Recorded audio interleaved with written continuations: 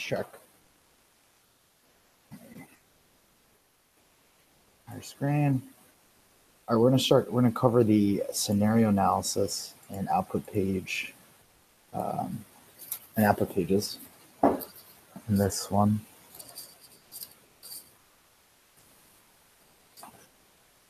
I think I'm running it twice.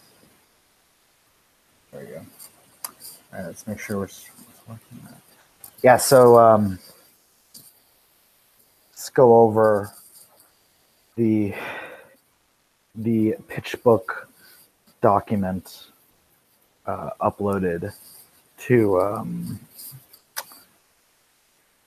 Blackboard. So the output pages and scenarios are going to help you guys cover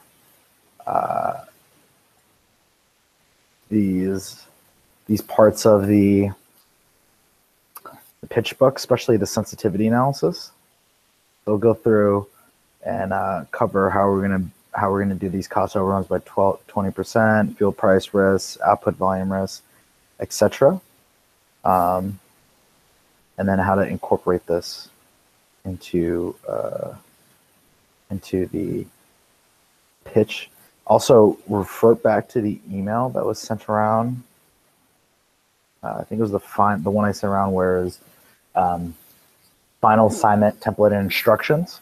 So the previous video I covered how to do the dividend block, DSRA, and major maintenance reserve account. So revert back to that.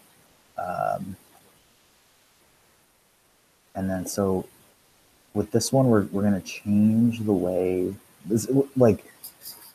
there's a purpose to these changes, and the three main objectives for the changes in your model, the assumptions you're going to change are going to be, you want to increase your bank return to 20%. You want to have the debt service coverage ratio above 1 at all times, and you want to have an equity NPV above 0. And so like with these three things, these are going to be the recommended, these are going to be part of the recommended changes you're going to make to the credit committee in the pitch, that you want to change the structure to hit a certain type of outcome. So increasing your bank return to 20%, you need to include some type of logic in your write-up, which is in the pitch on why you're changing the certain things. And you could increase what you're changing in the structure. So you could increase your spread of LIBOR. You could cite some type of country risk that you would need to increase the spread to LIBOR. And then also rates have been raised. And you could say that you need this higher spread. You seem to have some type of logic in there on why you would increase the spread of LIBOR. You could also lower your loss given default by adding more to your reserve account, including dividend blocks or lowering leverage, or you could increase your fees by but you need logic around all this stuff. And this is all in your bank return section down here. So here, follow along. So these are just the inputs here you need to change, your assumptions to change to get your bank return, this thing right here in orange and red, above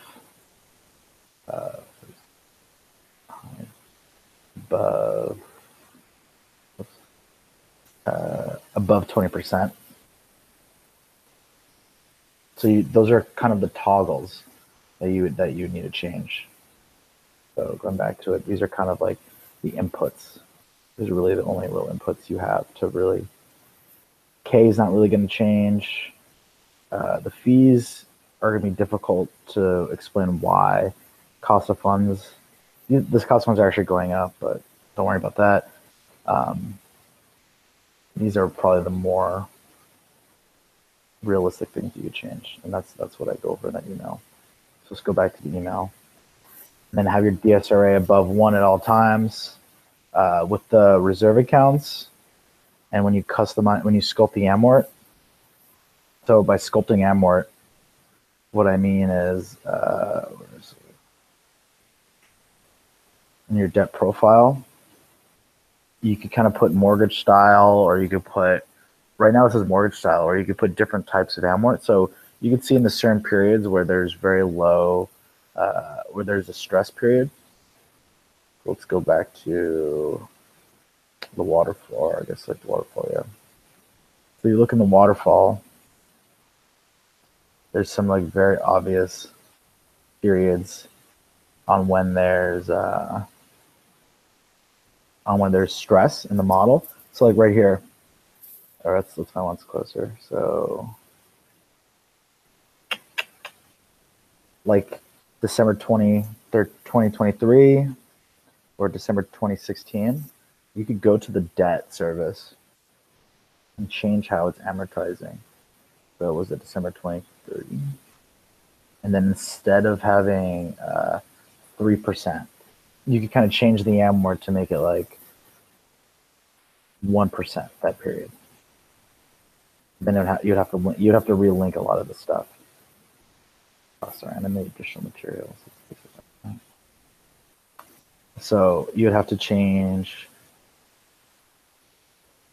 So it's December 23. So it's having a 3%. You would have it as say 1%. But you would have to relink it up here. So you could kind of customize these amort around your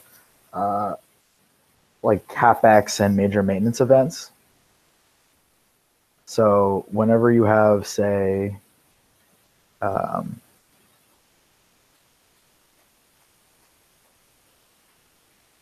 whenever you have, say, where is it? Like right here, like when you have this big CapEx, you could say have amortization be 1% that period instead of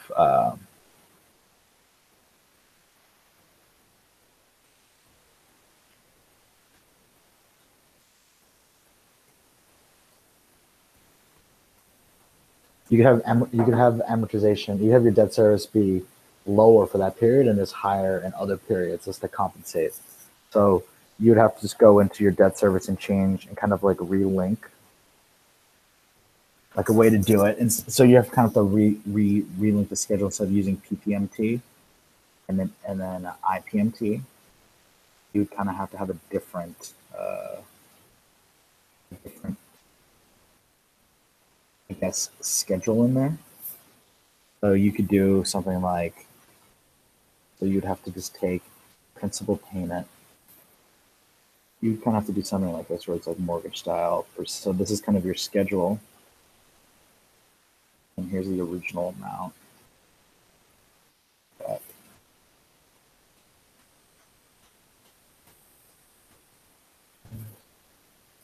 Sorry, it's circular, so so you'd have to have like a hard-coded schedule.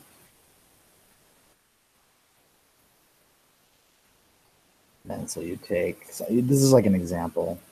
You just take that times, and then you have this, you have to have the schedule that toggles.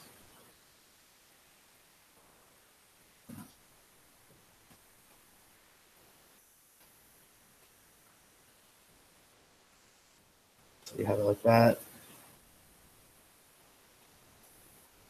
And it's kind of like your schedule right now, and then you just change this, you just change the schedules. So just to make sure it equals 100%. So use what on the period where there's the most stress. So this June 23. So June 23. So just make that 1%. Then just make it up in the back years. So just add.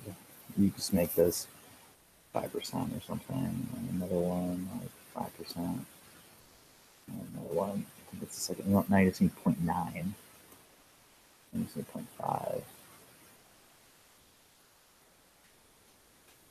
So you get to 5.1.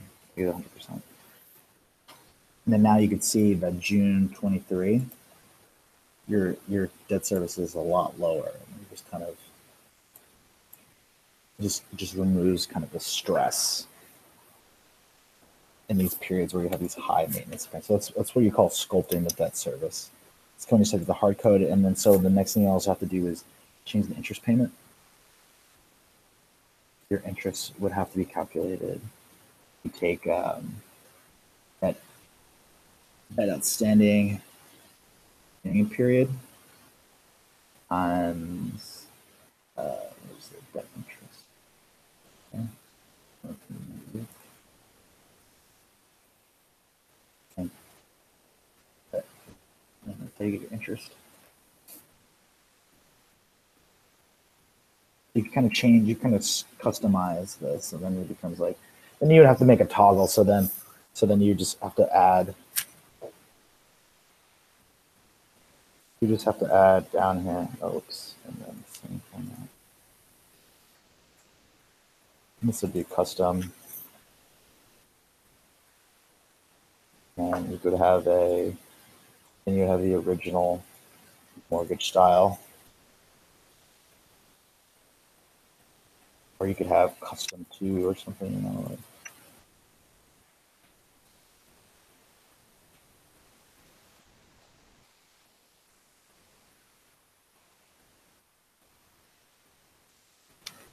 And then the way to toggle it would be you'd set up like a drop down. So you can see I've set up a drop down here. And so you'd just be here, you just have amortization case. And you do data. I'm sure we're recording, right? Hello. Okay, it's good. So you do data, reviews, formulas, data validation, and then you just do a list, and then you just maybe choose your list right there, and you can choose your different amortization styles. Custom, and then you custom 2, mortgage, custom 3, and then just so we could toggle the different ones. And if you want to get fancy, you link that to that right there. So the different ones you're doing. And then to move it, you just have to do if. Just do like an if statement, make it easy.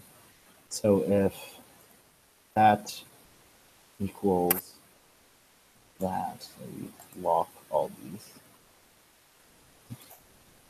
So that's F4. Then you do that. And then if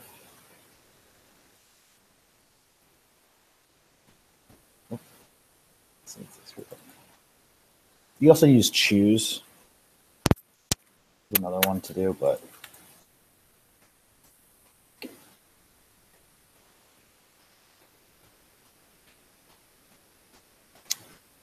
we'll do if. We'll do the if statements. It'll be straightforward.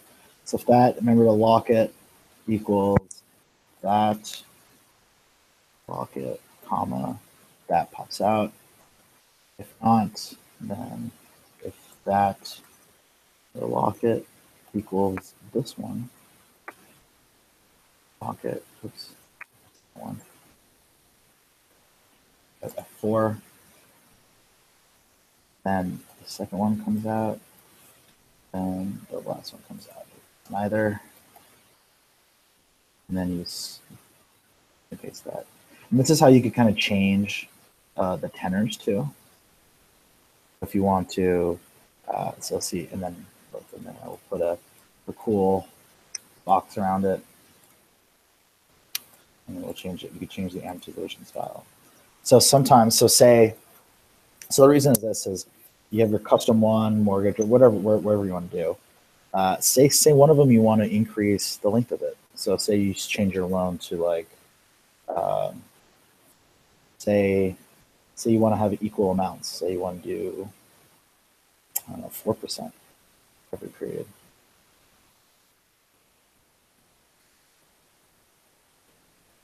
Equal amount.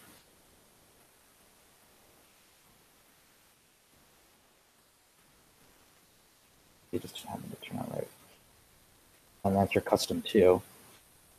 And then now it's an equal amortization each period. And then, or you could switch to custom 1. Or say you want to do, 3%.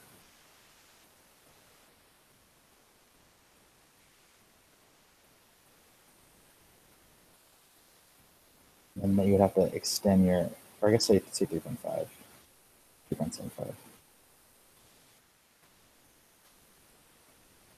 You need to increase the length of your loan by longer.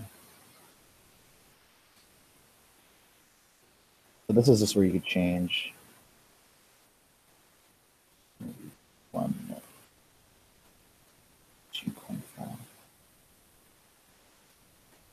This is so you could have different options. You could extend the tenor, you could extend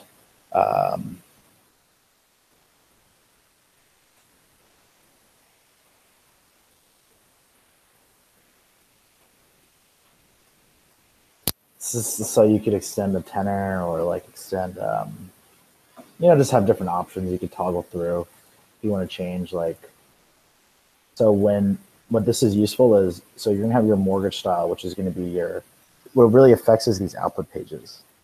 So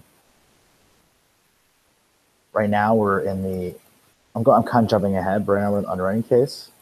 But when we have your original case, you're gonna have the original case here. And then you're gonna copy and paste this into your templates, or into the output page, or into the pitch book. So the borrower case financials, so you're gonna have, so the borrower case financials are just kind of, this is just your, this is the original case. So, whoops, sorry, right here. So borrower case financials is just what the, so what like the process, what happens is, our perspective, we work for a bank. So we work for JP Goldman and Company. And AES is the customer who came to us. So the customer, our borrower, came to us with like a very specific financial model and case. And then they show up with this expectation, I guess their projection of what's going to happen. And then that's with the original scenario. So all the original assumptions, so that's why it's a sponsor case, or we call borrower case, whatever.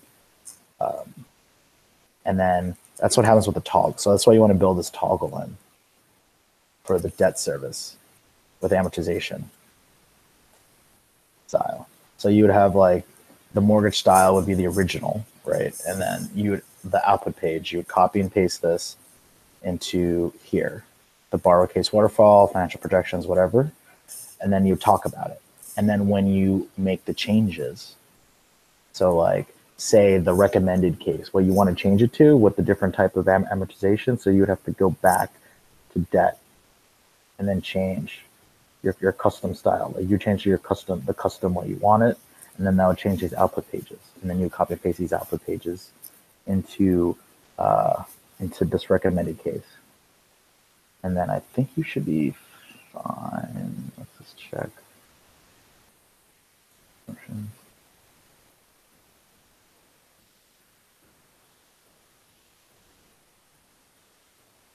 Just remember when you're toggling between the different cases, you're gonna have to change. You have to redo this debt facility estimate on the two parts there, and you're gonna have to also redo it on the where is it? Down here. I know where is it? Debt, yeah, down here. So just remember that. So like, wait till you finalize your case. So every time you toggle between the cases, you have to reset that. So that's kind of a good way to incorporate the goal seek to automatically do it.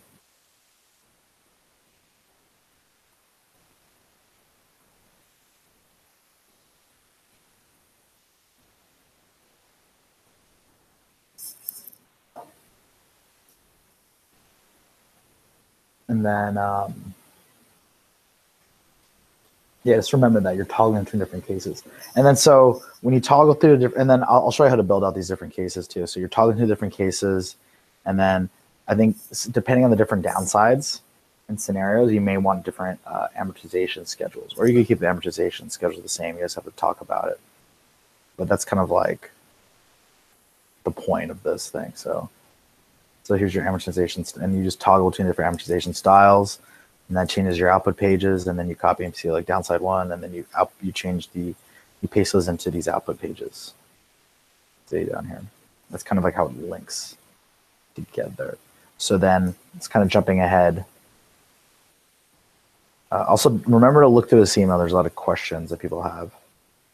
You can incorporate it, that you could go back and look. So then back to these. So that's kind of going through.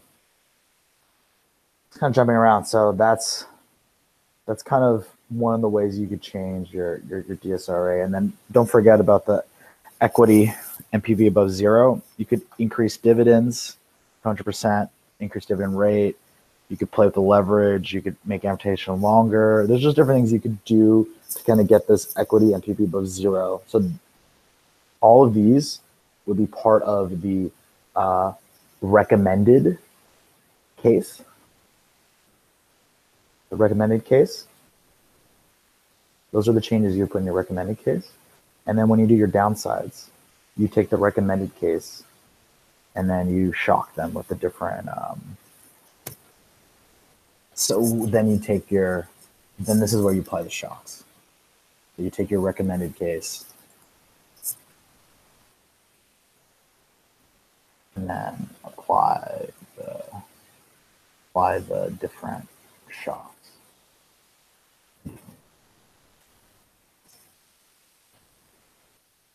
Right, and I'll go through on how to do that stuff. So remember, these are the real when you need to change the structure. This is kind of 3 things you need to change. Whatever you need to change in the model, whatever the assumptions, you need to have logic behind it, and then you have to kind of get to these 3 situations: bank return 20%, DSRA above 1, equity NPV above 0. That will end up with your recommended case versus your borrower case or your sponsor case. Sponsor case is just your standard, your stock case from the whole year.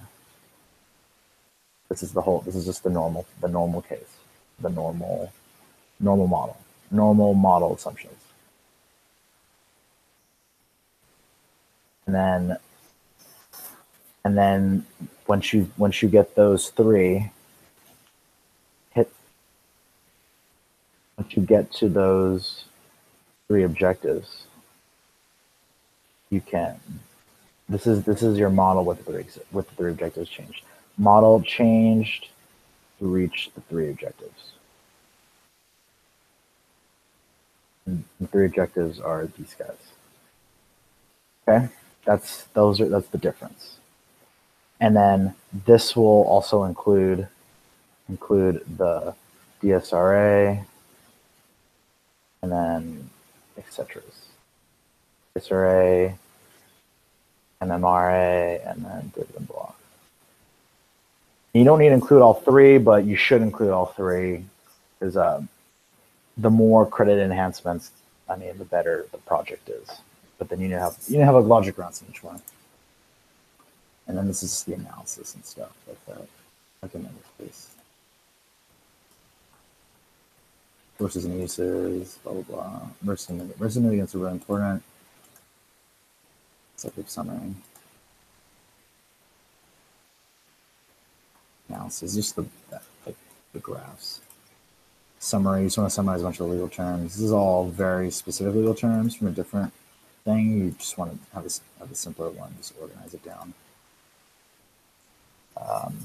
This is all the different slides on power industry, currencies, profile, summary about AES, and this is where you talk about the probability of loss given default, kind of like a simple credit rating, valuations, return rate of your capital.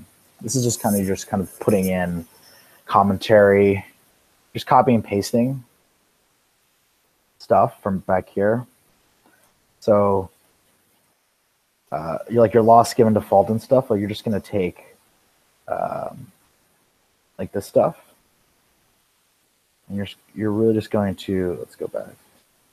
Yeah, so you have this here, and then you're just do like the math, just be like 4%, like your loss given default will be X amount, and then just talk about like just try and play some logic around why the loss given default is like that. And then I think if you Google, so we'll go to Google and just go loss given default. And then just say Nigerian power. Yeah, so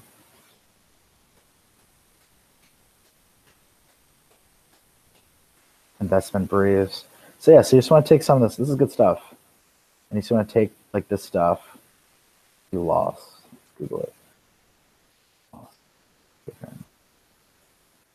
Loss given default. But like just talk about exposure at default. Just like kind of like talk about, just make up reasons on why the loss given default makes sense, and you could use these different things. I'll send this stuff around. It's actually pretty good. Actually pretty good resources. And this one is, yeah, this is actually really good stuff. And the same thing with and then probability default.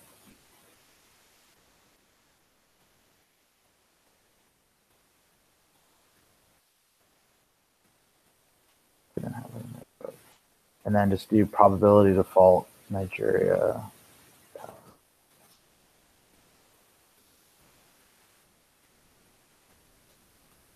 And then just make up stuff on like why, and then probability defaults, and then just do metrics. Let's see what's on here. And you just use this as like, use some of this Power Africa stuff. You just want to talk about like why there's a loss given default. So you could do probability default. Like you just talk about what the probabilities, why the probability default is set at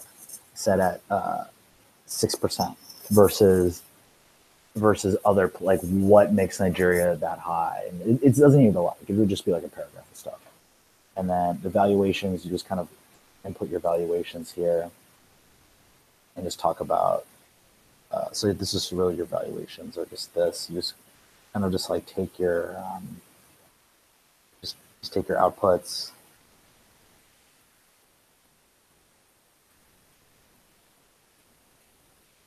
And just talk about how you got to WACC, how you got to NPV, IRR. Just talk about what drove all this stuff, this commentary, like not a whole lot. And then regulatory return on capital, same stuff. You just want to paste in your assumptions in there. Just like stuff like that. Just talk about the drivers on what the commentary is, on like how you got to that returns. And then return sensitivities. I don't know if you would use what if statements. I don't know if we'll do this. Corporate structure, just come up with some type of corporate structure. And then here we're just talking about the different background of the different company. So just like some type of random stuff like this. It's like an overview. I don't know if we'll do this one on here, but also don't forget to talk about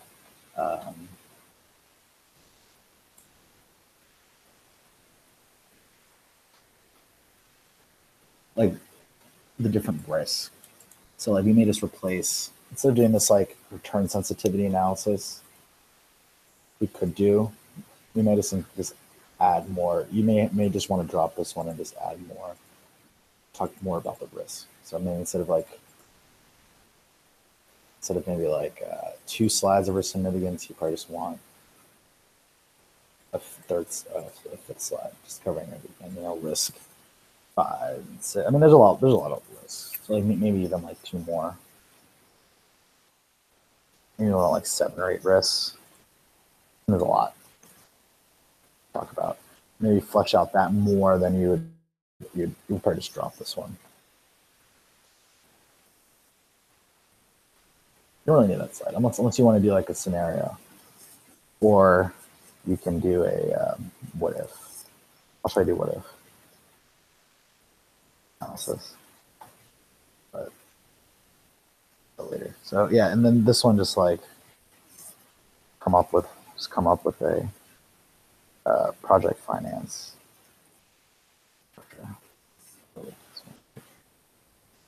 Like a project finance structure. So if you Google it, project finance.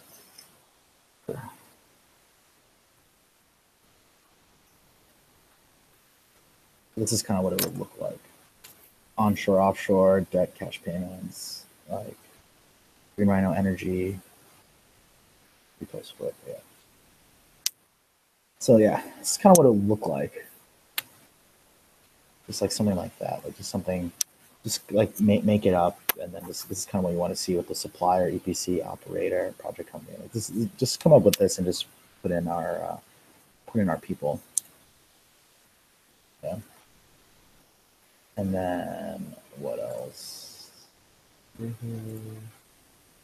And this is, you just want commentary, just like what drives all these, the fees. It's like you just write like upfront fee 75 bips, commitment fee 45 bips, cost of funds 3.5, and then you just cite, oh, blah blah blah, rates are etc. etc.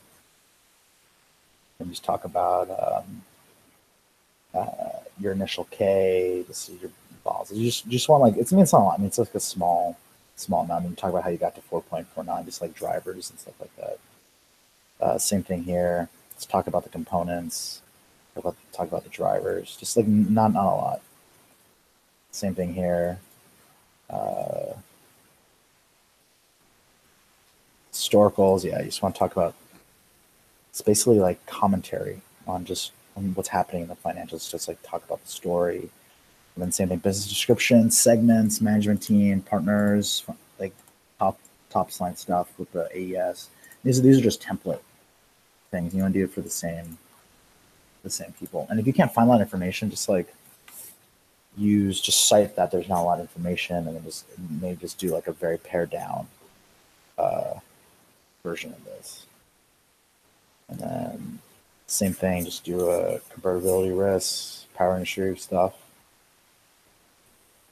You have to do your own research on that. It doesn't have to be very deep. I mean, it's just a single slide. So really you're talking about like 2 charts and like 3 paragraphs. Like it's not, don't spend an inordinate amount of time on this. Just kind of like make it punchy, get to the point. Maybe get some data charts or something like that.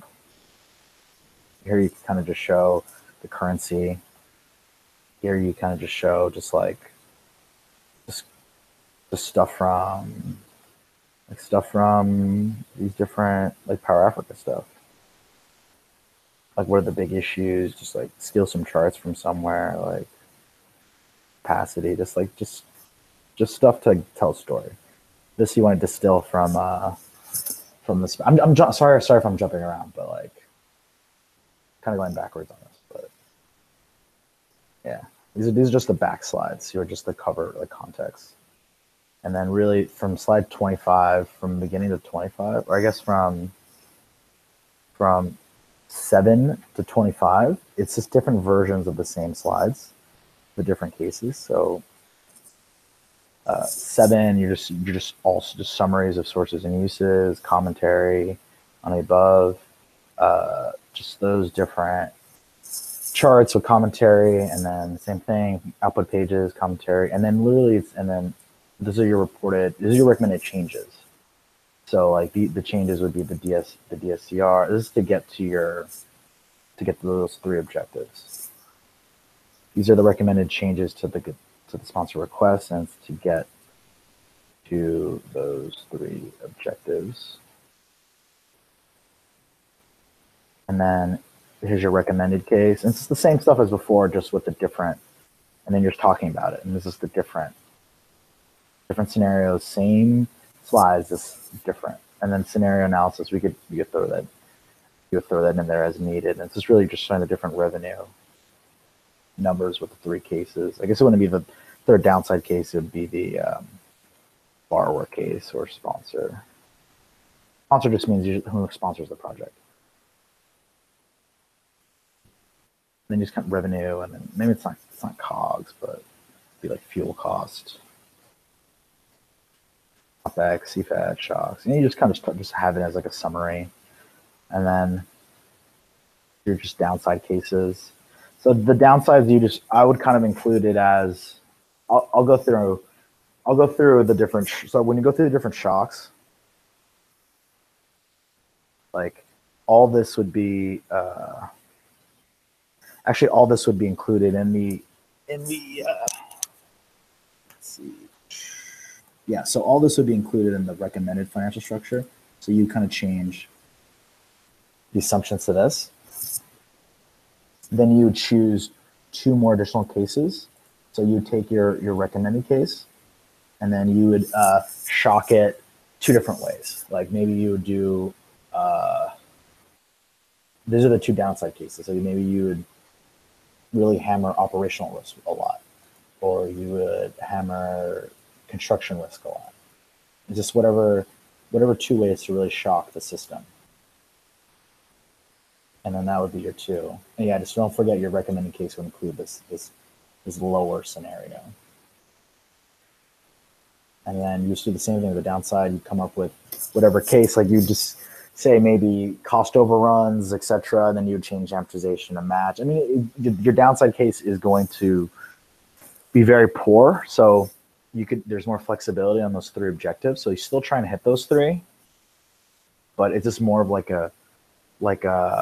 an illustrative example. And then downside case two, and then you could do two or three, isn't it? At least two. And everything else is the same. So 3, and then just do at least 2.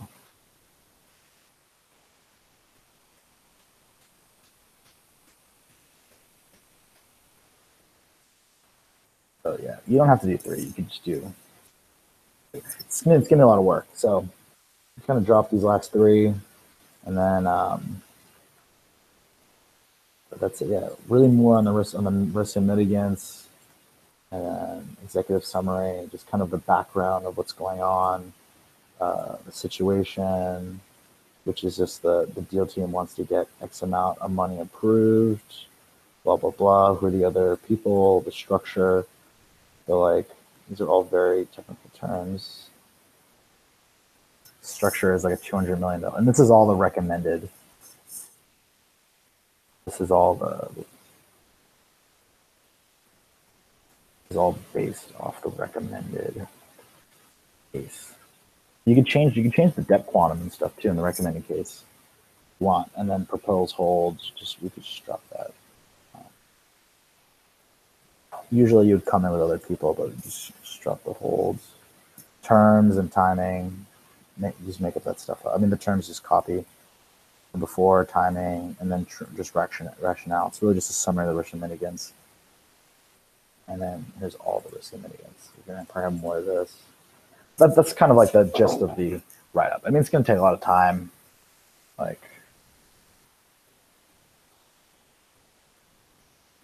So now we'll go through on how to, just let me know if you guys have questions on this.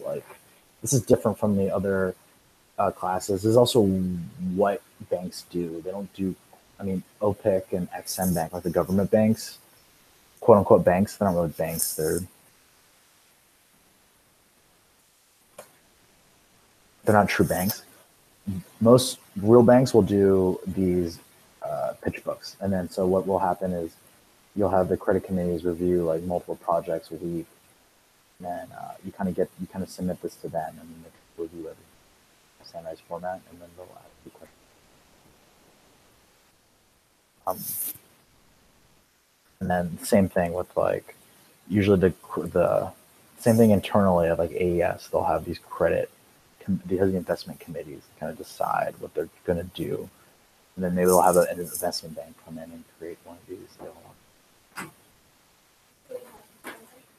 Closing? Okay, thanks. So I think the Bob building is closing at 8. So let me go somewhere else, and I'll finish the rest of the. I'll finish how to do the scenarios and stuff. So let's see. That's kind of like the pitch book overview. And then, so here, let me go, I have to switch rooms. And so I'll go over how to do the scenario stuff and then and then more about like just talk about the output pages. It shouldn't be too much longer. The scenario stuff is kind of complicated. So incorporating it will be a little difficult conceptually, and then that's it. All right, I'll post this video up. This was just the overview on the pitch book, and then and how it interlinks in the different scenario. And then the next one, I'll show you how to actually incorporate the different scenarios.